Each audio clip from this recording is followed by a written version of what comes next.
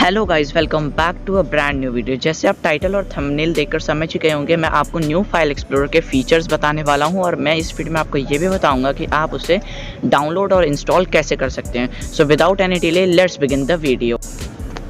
हम सबसे पहले इसके फीचर्स और सेटिंग्स के बारे में डिस्कस कर लेते हैं। सबसे पहले मैं इस न्यू फाइल एक्सप्लोरर को ओपन कर लेता हूं।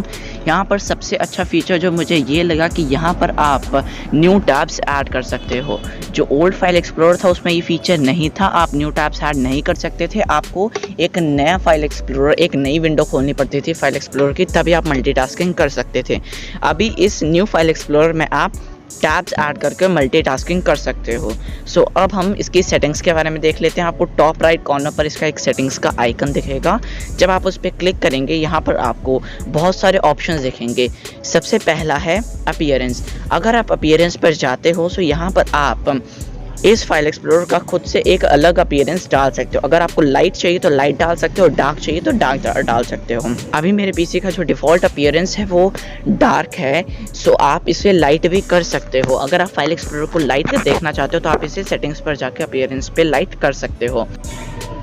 गाइस, अब हम अपने स्टार्टअप पर आ जाते हैं। स्टार्टअप पर आपको ज़्यादा फीचर्स नहीं मिलेंगे। यहाँ पे बस आपको ये बताया कि अगर आप कोई फ़ाइल लॉन्च करना चाहते हो या कोई फ़ाइल खोलना चाहते हो तो क्या आप उसे एक न्यू टैब में खोलना चाहते हो या जिस काम पर आपने छोड़ा था आप उसी टैब में खोल लेना चाहते हो दोबारा।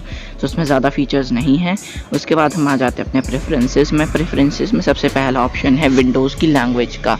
आप अपने इस फाइल एक्सप्लोरर की अलग से कोई भी लैंग्वेज चूज़ कर सकते हो। आप जो भी लैंग्वेज चाहते हो आप वो चूज़ कर सकते हो, आप बस स्पेसिफिक फाइल एक्सप्लोरर का। और आप यहाँ पे टर्मिनल भी चेंज कर सकते हो कि आपको कोई कमांड रन करनी होगी तो आपको पावर शेल चाहिए, CMD चाहिए या विंडोज़ टर्मिनल चाहिए, उसे भी चूज़ कर सकते हो।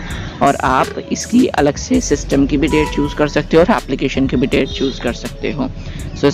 इसमें ये सब फीचर्स आए हैं। और यहाँ पे एक और फीचर है कि आप अपने फोल्डर्स को न्यू टैब में ओपन कर सकते हो। तो बढ़ते हैं अब अपने स्लाइड बार की तरफ। स्लाइड बार पर आने के बाद यहाँ पर आपको बहुत से फीचर्स दिखेंगे। सबसे पहला ऑप्शन ये है कि आपको जो फेवरेट्स का आइकन है वो स्टार पे दिखेगा। पहले आपको क्विक एक्सेस टूल बार का दिखता था स्टार पे, और पिन करने का तो सेम टू सेम ही है। यहाँ पर आपको ड्राइव्स का एक अलग सेक्शन दिखेगा। पहले आपको दिस PC के अंदर ही दिख जाता था, ओल्ड फाइल एक्सप्लोरर के अंदर। और अगर हम अपने मल्टीटास्किंग पर आ जाएं तो मल्टीटास्किंग पर आपको डुअल पेन का एक फ़ीचर दिखेगा कि अगर आप डुअल पेन को एनेबल करते हैं तो आप एक जो विंडो है उसे डुअल पेन में खोल सकते हैं। वैसे तो आपको न्यू टैब्स का भी फीचर देके रखा है, पर अगर आप चाहें तो आप डुअल पेन में भी खोल सकते हैं। उसके बाद आ जाते हैं अपने फाइल्स और फोल्डर्स की तरफ। फाइल्स और फोल्डर्स में बहुत ज़्यादा फीचर्स आपको प्रोवाइड किए गए हैं, तो देख लेते हैं हम उन फीचर्स को। गाइस, फाइल एक्सप्लोरर पर आने के बाद आप शो हिडन फाइल्स या फोल्डर्स को यहाँ से सीधा इनेबल कर सकते हैं। और यहाँ पर आपको open files with a single click and open folders with a single click का ऑप्शन भी दिखता है।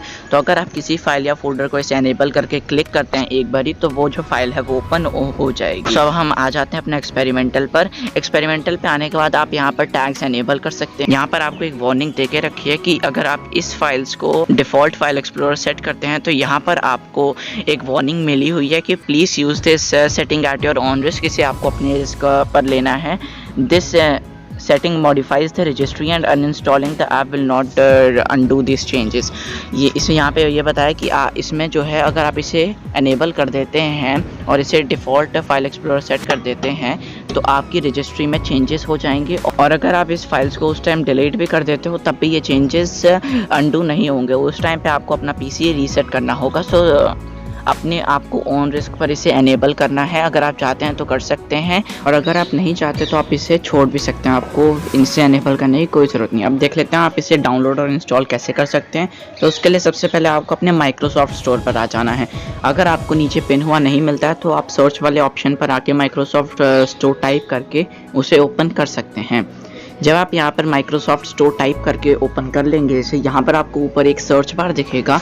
इस सर्च बार में यहाँ पर आपको टाइप करना है फाइल्स। जब आप फाइल्स टाइप कर लेंगे आपको ये जो फाइल एक्सप्लोरर है यहाँ पर आपको ऑप्शन से सजेशंस में भी आ जाएगा। अगर नहीं आता है तो आप एंटर प्रेस कीजिए, वहाँ पर आपको स्क्रीन पर भी शो हो जाएगा। जब आप एंटर पर क्लिक कर देंगे आपको कुछ ऐसा इंटरफेस शो हो जाएगा। यहाँ पर आपको थर्ड नंबर पर फाइल्स का एक ऑप्शन दिखेगा, आपको उस पर क्लिक कर देना है। जब आप इस पर क्लिक करोगे यहाँ पे आपको एक गेट का ऑप्शन दिखेगा, आप उधर से इसे डाउनलोड कर सकते हो। सो गाइस इन स्टेप्स को फॉलो करके आप इस फाइल एक्सप्लोरर को डाउनलोड कर सकते हो। So hope you like this video. If you like it please like and share the video and do subscribe to the channel. Thanks for watching and bye.